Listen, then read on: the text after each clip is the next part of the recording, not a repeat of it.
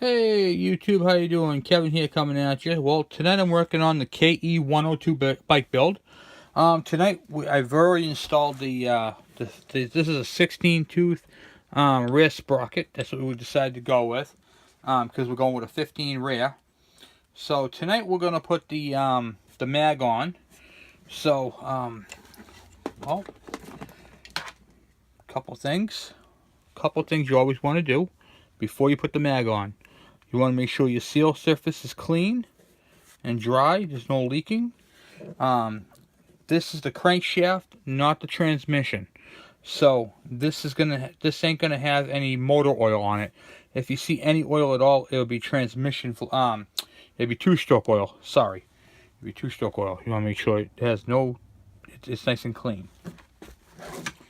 So I had a couple screws on there that I was going to use, but I found a couple of better ones. Even though these are in good shape, I'll use these on something else. This bike gets everything the best that I can give it. Okay, get those mounting screws off there. Alright, so we're going to remove the spark plug. See if I can... Can't really see the spark plug too well, but... Put it up in here. I'm going to take the spark plug out. This is in my my spare room. So taking this off. Because the counters are all set. So I'm using my piston stop right here. You can make these. There was a couple of guys who made their own, but this is just a regular piston stop. Got a nice round beveled edge so it doesn't hurt the piston. And we'll screw that in there if we can.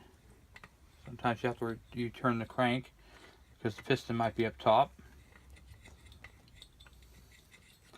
Finger tight. You don't need to aim more than finger tight. I like to rotate the crank all the way around until it hits. Okay. Then you're going to make sure, go down here now. Okay, see if I can make you guys bigger. Okay, you can't really see it too well on that side, but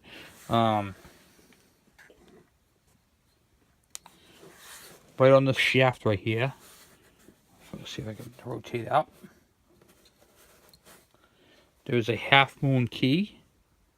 That's what it looks like, and it fits into the groove on the what do you call it, the crankshaft. Put that right in there. It shouldn't have any play. If it has some play in it, it needs to be replaced. But they never have any play. Okay, so now we're going to take our mag plate. We're not running points in this. This is the factory electronic ignition. I'll swing you guys back down. This coil right here is your electronic ignition. And then this one, and this one, these three, are your charging coils. Make sure you have your grommet on there. And then this little green wire right here, that's for your neutral safety. Now, these screw holes are fixed. So, on some bikes, they'd be oblonged, and you could, like, leave the screw in there loose and rotate it until you want to set your timing and then lock it down. But this one's a fixed system. So, there is no timing adjustment. You cannot change or alter the timing on this bike. So, in this case, it's not a good thing, but it's not really necessarily a bad thing either. And the reason why it's not a good thing on a high performance bike motor like I'm building, you can't alter your timing. Sometimes you would want to alter your timing and have it either advance it or retard it, depending upon what your situation is. And you can't do that with this. So the wire, let me see if I can expand you guys here. The wire fits into a groove up top and comes out the back. Make sure it's all the way in. Make sure your grommet's all the way in. Should be in there all the way, nice and flat. And your neutral wire is out of the way of everything. It clips in. Grommet's in nice and good. Nope, don't like the way that grommet's in. Why is the grommet going in like that? Here we go. Okay.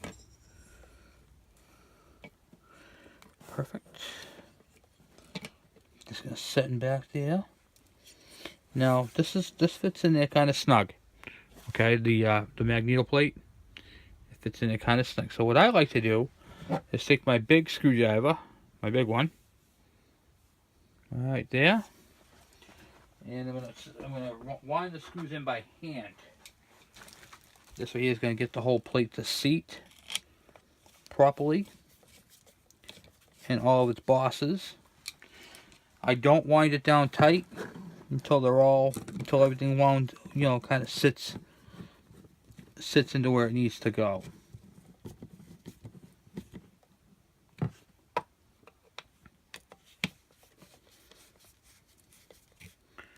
You'll see it suck its way all the way in.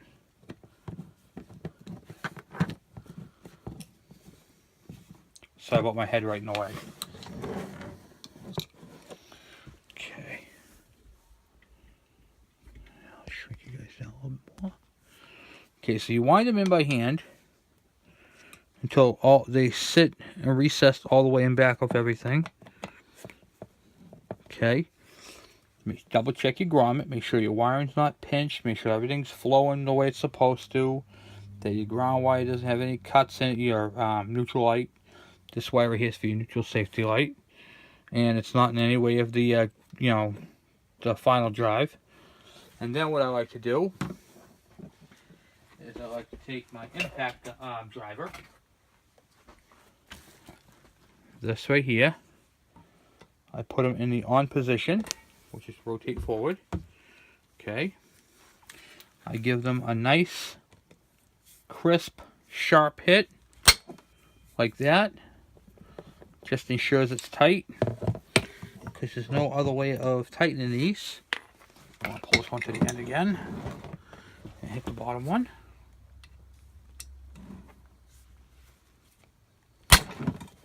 Okay. Now, I only give them one hit each. That's always enough. That means that they're in there tight. Okay, I can't back them out. And of course, the impact driver will take them out when you need to take them out again. Make sure they're not sticking past your plate. This thing is all installed and ready to go. So we have our keyway right there. So we want to make sure we have that. We have the piston stop in place. And then the next thing is our hub. You can see the machine screws right here, the machine holes. Those are there because it's balanced. So, if you have another one or an older one, the screw holes or any of them, when they speed balance them, they drill the holes to take the weight off, so they're perfectly balanced. And that gives you a nice, crisp, balanced motor. If you have a, if you look at, no two of these are alike, by the way. Some are in different shapes, I mean not shapes, but different spots. Hold on one second, I'll be right back.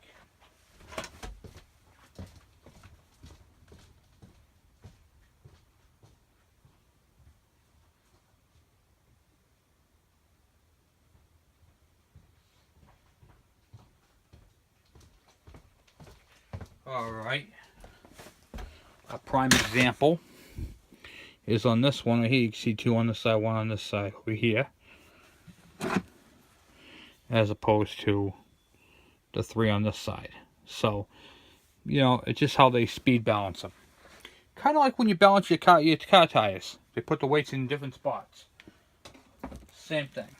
This right here is not just a flywheel, it's also a harmonic balancer. What that is, when this is balanced, it takes the vibration out of the crank, which could cause it to snap. So you got your key. You're going to line that up. Make sure there's no washers stuck to it, no little screws. Checking all your little cracks and crevices. Make sure there's nothing in there. And that your flywheel is in excellent condition, as this one is. This one's in beautiful condition. And this one right here will go on the bike. It just sucks itself right on there. It's crazy. Okay, now. Good. Okay, it's on there.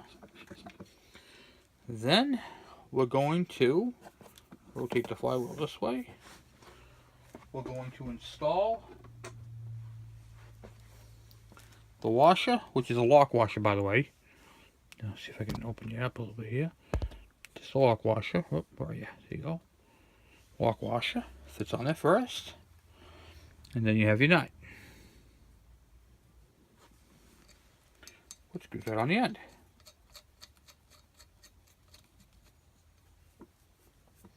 Now, right now it's up against the piston stop, so this right here can only go to that far.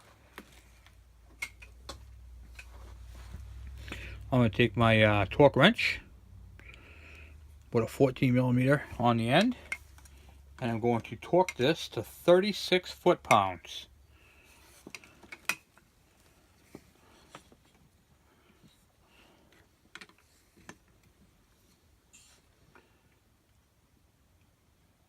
Is where I'm going to go to.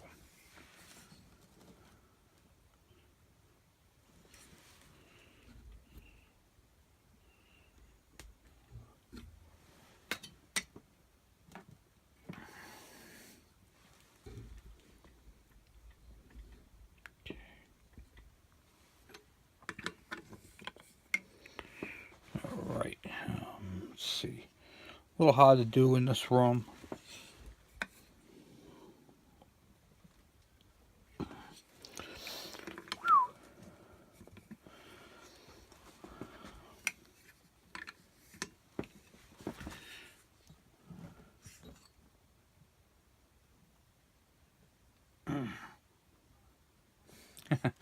This is hard to do. Like 36 foot-pounds, it's nothing. It's like arm wrestling. It's really not. It's craziness.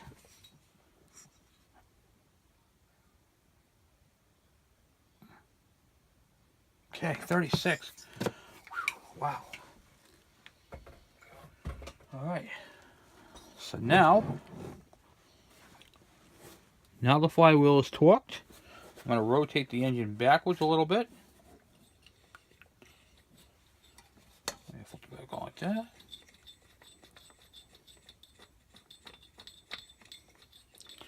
Remove my spark plug stopper.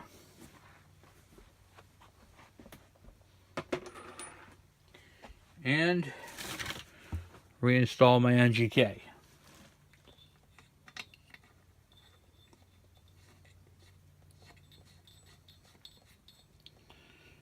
Okay, so now that that's done, I got the flywheel, the electronics are in, the neutral safety lights in, the new sprocket for the rear is in. So this whole thing's gonna have to be washed down with brake clean and then detailed before I can even do anything with it. So I can't put the cover on, but I did buy the gasket set, and I'm always one for part numbers and stuff like that, so I'm going to give them to you now. Okay, you guys have seen this on my page, a lot. I just got their top end kit, and this is the part number right here, right there, for the what do you call it there? I can't even pronounce it. Vesera gasket kit, and I've been using it for quite a while, and you think I'll be able to pronounce it by now, but this is a complete gasket kit. The cylinder base gasket is underneath the sticker here, like it always is. And this one has your clutch cover. It has your left and right side covers, your head gasket, and your exhaust ring. So this is a very good kit, but I'm not going to put this on because I'm still waiting for parts to come in for this motor. I have coming in a complete, see all the Phillips screws? We're changing all them to Allen heads. So I ordered for this particular bike and motor all the Allen head screws to get rid of the Phillips, because I like the way the what do you call it there? The Allen head look a lot better than the Phillips, and they're easier to use. So I'm changing all the hardware to Allen head, and then the tips of them are all going to be green. The cylinder's going to be painted after we're done, and all the coolant fin tips are going to be Kawasaki green. On the motor, it's going to say Kawasaki. And so that's pretty much where I'm at with that. And on the other side,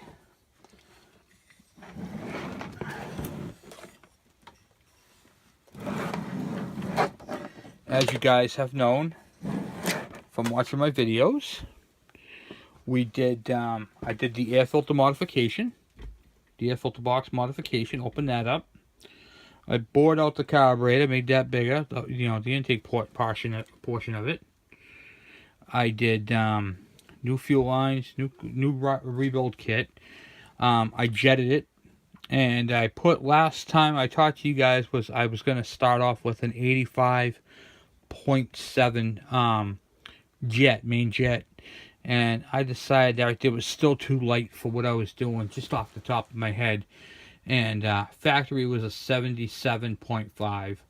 I went to an 85.7. I'm like, you know what, that is still too small because of the exhaust, the carburetor modifications being bored out with the high compression head. So I'm starting her off. I'm going to try, my starting jet is going to be a 107.5, and I'm going to see if I can get it up to right around the 170, 180 mark. But we'll see how it goes, because this thing is going to literally scream when I'm done with it. So anyway, I did the remote choke kit. Showed you guys that, and the parts are off of a 70s model KE125, so the choke is down bottom here. So when you're, oh, I got upside down. So the choke is right here, so it says choke, and then on my handlebars I just move it over like that, and it's choked. So, and the directionals, everything's in the exact same spot, just that it has the choke down bottom. So that's how that's going to be. No more reaching down and pulling up the lever and letting it warm up that way. Oh no. So just kind of defeats all that. And I put the cable, I ran the cable through the spring. Or is it right here? A lot of people don't know why that spring is there. This spring right here takes the heat from the cylinder when it goes up past it. So it actually saves your cable. It's more like a cable saver concept. And it also keeps the cables from flopping around. So that helps. I already modified the electrical for the bike. And that is pretty much where I'm at tonight. We are going to be doing on the next video, we're going to give this thing a wash down and paint it. So we're going to be cleaning it up. Probably do a little bit of details off air because it's tedious and kind of what do you call it? It keeps going back and forth. So, but this is what I did tonight for the KE100 102 build. So, got new clutch cables, new throttle cable, new clutch, Barnett clutch springs. I checked all the screws, make sure they weren't stretched out. We're running an electronic ignition system on this particular bike as well. All my bikes have the electronic. I have a few of them that I keep and that I'm using on the bikes. And this right here is going to make this motor efficient, which makes it more power. Now the benefits to having electronic ignition range. There is a broad spectrum of what this thing does. An electronic ignition will give you a better low RPM idle. This right here will also give you a more constant, accurate spark.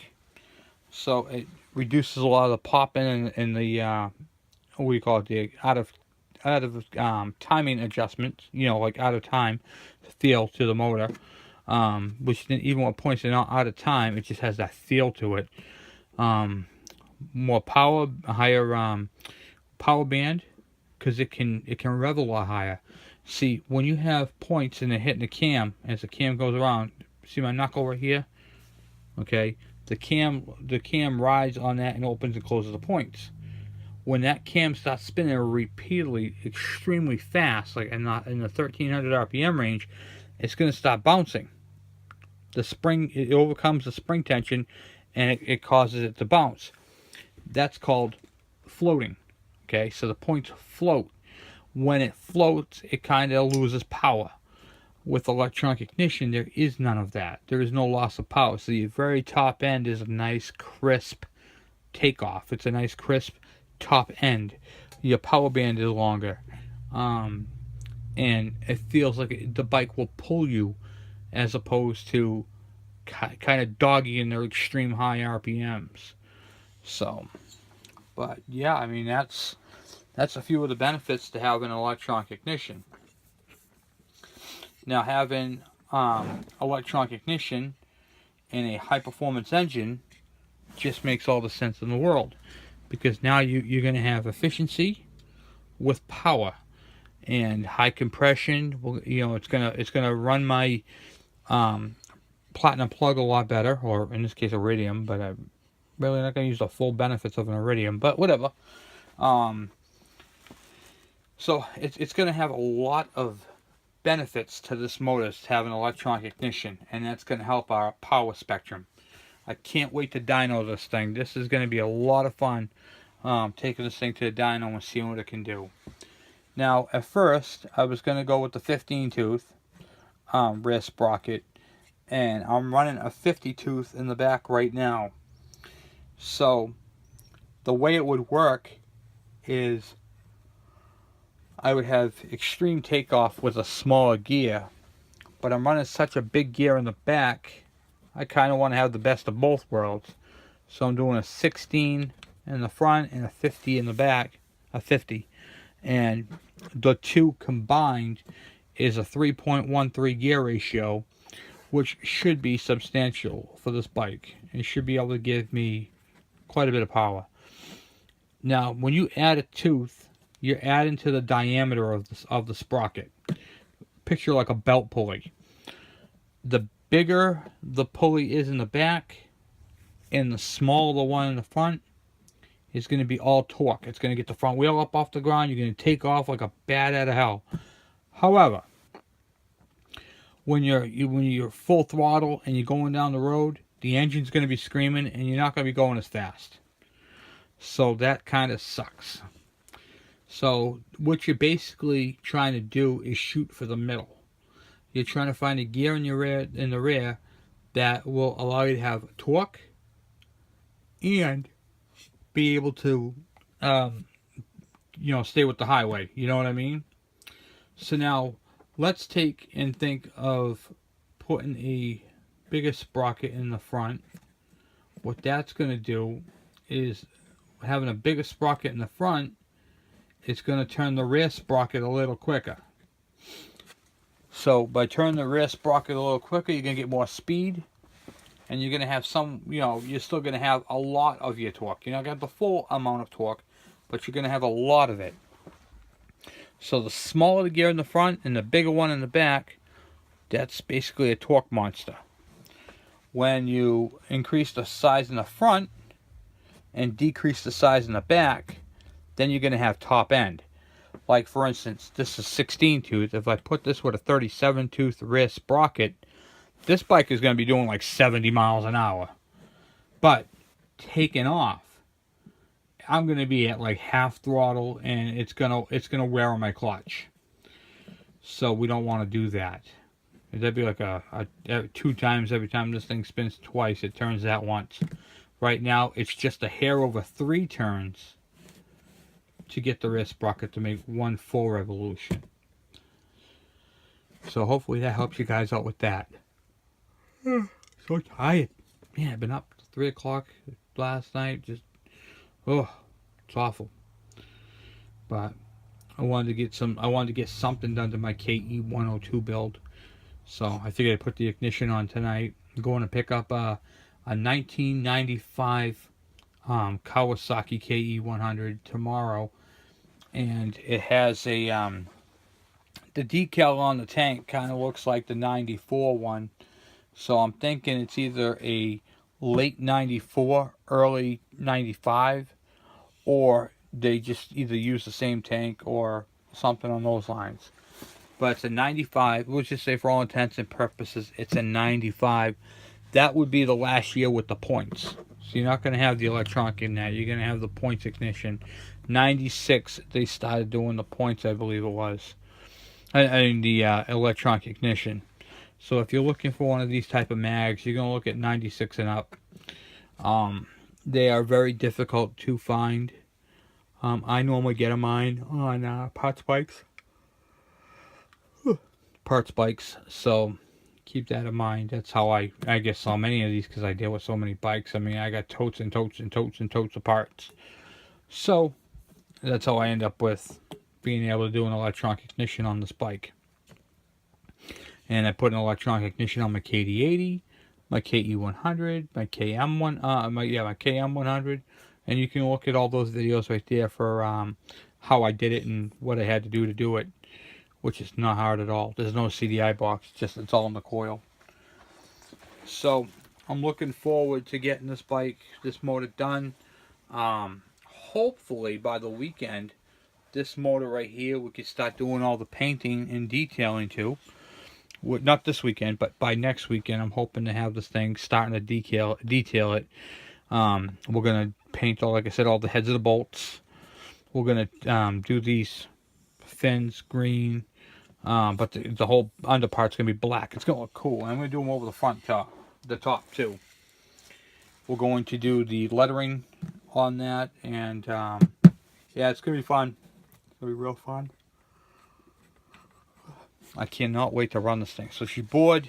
So we did the carburetor, we did the ignition, we did the, this is a 2000 KE100, or 1999, at the end of 1999, is what year this power plant is. So that's pretty much all I have. Oh yeah, I want to talk to you guys about the oil injection lines. A buddy of mine has a problem with his oil injection line leaking at the nipple. And see if I can. So I want to address this because I know a lot of people, their KEs, in fact mine did too, on my KE100, leaked oil. If you have a line, and see how it's bent like this, that's fine, it's acceptable. As long as you can bend it, it's a good line. If you bend it and you could feel it cracking, you should be able to go all the way around with it like that, and then have it come right back. That's a good line. They could be a little on the stiff side, but not too stiff to the point where, I mean, even though this is a brand new fuel line, and it bends just like that. So, as long as it's a good line, you can use it. Now, typically they leak at the tip, right at the bottom where it comes up. It fills up in the line, and then trickles out the side. This is not a 1/4 inch line. I just want you guys to know that. In fact, hold on one second.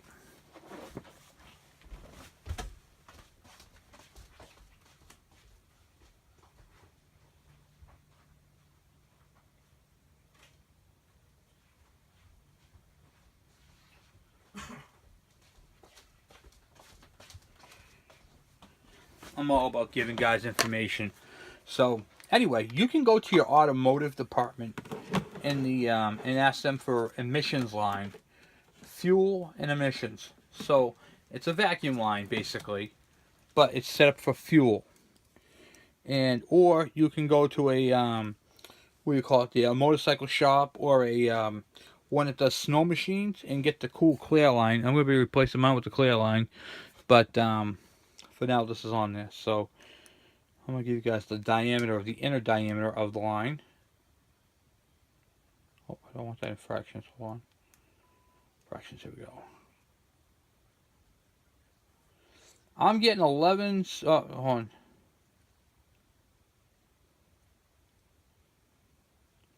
13/64 or 3/16.